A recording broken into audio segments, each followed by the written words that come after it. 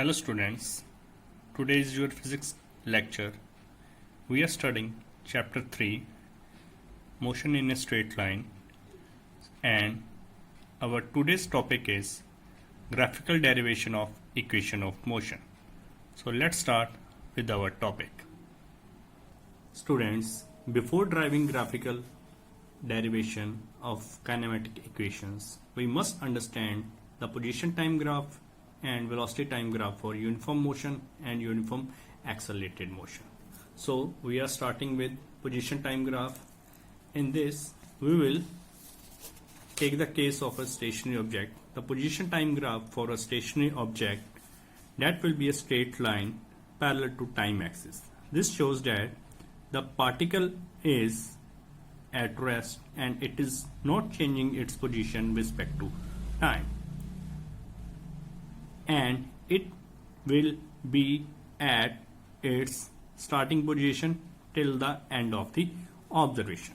So this is the position time graph for stationary object. Now comes to the position time graph for uniform motion. To understand this, we see that the position time graph for uniform motion, that will be a straight line from A to B, that is making angle theta with the time axis. Here x naught is the initial position and x1 is the position of the object at point P and x2 is the position of the object at point Q. Now to find the slope of the position time graph, we can write tan theta equal to QR by PR. Here QR is represented by this x2 minus x1 and PR is represented by this time interval t2 minus t1. So the slope of position time graph can be written as x2 minus x1 upon t2 minus t1, and it represents the displacement upon time, and the slope of the position time graph from here we find that is equal to velocity. Hence for uniform motion, the slope of position time graph gives the velocity of the object. Now comes with the position time graph for uniform accelerated motion. The uniform accelerated motion, the position time graph would be a curve like this. Here the equation of motion along a straight line can be written as x equal to x naught plus v naught t plus half at square. Now as you can see, x is proportional to t square, so graph will be a straight line. So the slope of the position time graph, that can be written as small change in the vertical coordinate upon small change in the horizontal coordinate. Here the change in the vertical coordinate is represented by dx and change in the horizontal coordinate is represented by this dt. So slope of position time graph for uniform accelerated motion, that can be written as dx by dt equal to velocity at instant t.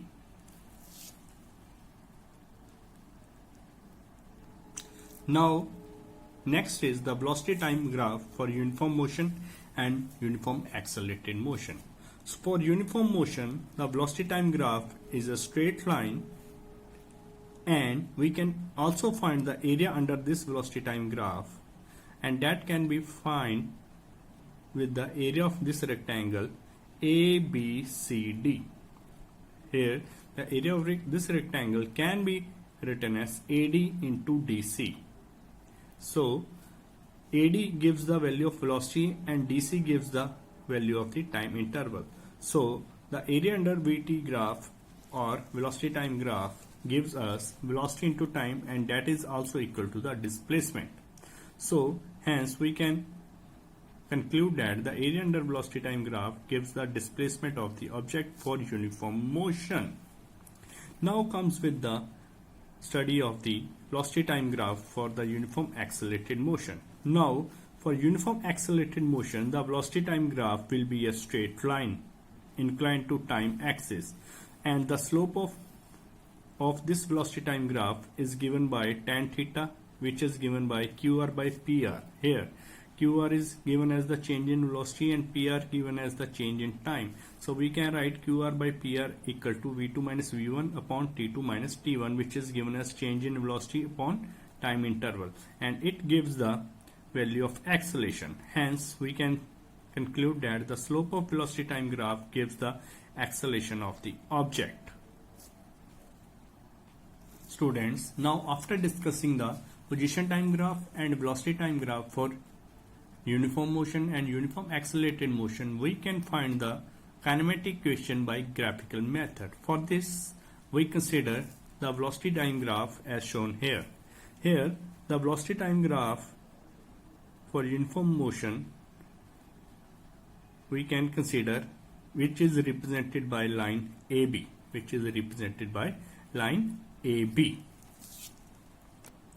Now, to find the first kinematic equation, that is given as V equal to U plus AT, we can start with acceleration, which is given by the slope of the velocity time graph. From the previous graph, we can find the slope of that velocity time graph, and from that we can find the value of acceleration, which is given by dB upon AD. The slope is given by dB upon AD. Now here AD is equal to OE. So in place of AD we can also write OE. So further we can write dB as EB minus ED, and OE can be taken in the denominator. So after putting the values, we having value V minus U upon T, or by rearranging the term we can write V minus U equal to AT, or we can write V equal to U plus AT. So this is the first kinematic equation using graphical method. Students, now we can find the value of second kinematic equation, which is given as S equal to UT plus half AT square. For this we have to assume acceleration from the velocity time graph as the slope of the velocity time graph, which can be written as dB upon AD, or we can write AD as T, so it becomes dB upon T. So the value of dB now we can write that is equal to AT. Now the distance traveled by the object in time T, that can be calculated as the equal to the area of the trapezium OABE. Now from the velocity time graph we can see the trapezium OABE. If we want to find the area of this trapezium, so we can calculate the distance traveled by the object in time T. Now the area of this trapezium OABE is given by area of this rectangle OADE plus area of this triangle ADB, and that will give the area of the trapezium OABE. Now putting the values of the area of this rectangle OADE and the area of this triangle ADB, we can write area of rectangle as OA into OE and area of triangle as half dB into AD. Here half is the base into height. So by putting the values of OA and OE, now here OA represents the initial velocity and time is represented as OE. We can see from the velocity time graph.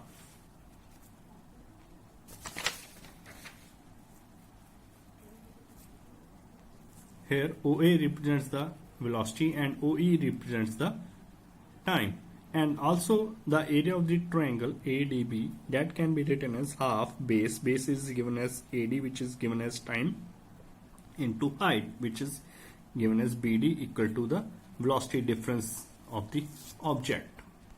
So after putting relevant values, we have value of the distance traveled by the object in time T. We can write that value as S equal to UT plus half AT square. So this is the derivation for the second equation. Now comes with the equation, third kinematic equation, which is given as V square minus U square equal to 2AS. Now for this we consider the distance traveled by the object in time T, that can be written as area of the trapezium OABE, which we have already calculated. And now the area of trapezium can be calculated as half sum of parallel sides into height of the trapezium. Now here sum of parallel side is given as EB plus OA, and height is given as OE for the trapezium OABE. The parallel sides for the trapezium OABE are given as BE and OA. We can take some of these sides, and the distance between these two parallel sides can be taken as the perpendicular distance. So we can write the area of trapezium as half sum of parallel sides OA and BE also into perpendicular distance between these two parallel lines, which further can be written as half EB plus ED into OE. So acceleration is given by the slope of the velocity time graph, which is given as dB upon AD, Here acceleration is given as the slope of the velocity time graph, which is given as dB upon AD, which can further written as EB minus ED upon OE. In place of AD, we can write OE, and after that we can find the value of OE as EB minus ED upon A. Now, here the distance traveled by the object, that can be written as half EB plus ED into EB minus ED upon A. So, which can be written as half EB square minus ED square, and it can be written as 1 by 2 V square minus U square. After rearranging the terms, we have third kinematic equation as V square minus U square equal to 2AS. So, this is the derivation of the kinematic equation by graphical methods. Thank you.